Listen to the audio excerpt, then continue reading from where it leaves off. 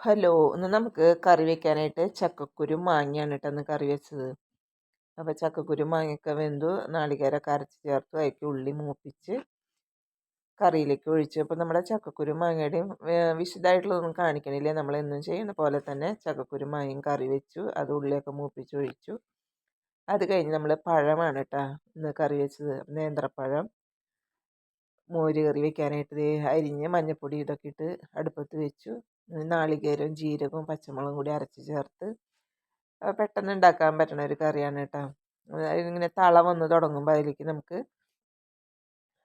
വറുത്തിടാനായിട്ട് കടുക്, ഉലുവ, വറ്റൽമുളക്, കറിവേപ്പില ഒക്കെ അതിലേക്ക് വറുത്തിടാം. അപ്പം നമ്മുടെ മോര് കറി റെഡിയായി. അപ്പം ഇനി നമുക്ക് ചോറുണ്ണാനായിട്ട് ചോറ് വിളമ്പാം. അപ്പോൾ ചോറ് വിളമ്പി, ചക്കക്കുരു മാങ്ങയുടെ കറി വിളമ്പി, പിന്നെ നമ്മുടെ പഴം പുളിശ്ശേരി നല്ല കട്ടിയിലാണ് കേട്ടോ വെച്ചത്. അപ്പോൾ അതും കുറച്ച് കറിയും വിളമ്പിയെടുക്കാം നമുക്ക്.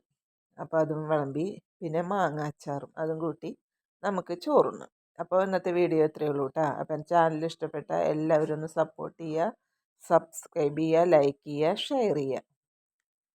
അപ്പോൾ ഇനി ചോറുണ്ടിട്ട് വരാം കേട്ടോ. അപ്പോൾ നാളെ മറ്റൊരു വീഡിയോ ആയിട്ട് വീണ്ടും കാണാം. മാങ്ങ അച്ചാറും കൂട്ടിയാണ് കേട്ടോ കഴിച്ചത്. ഓക്കേ.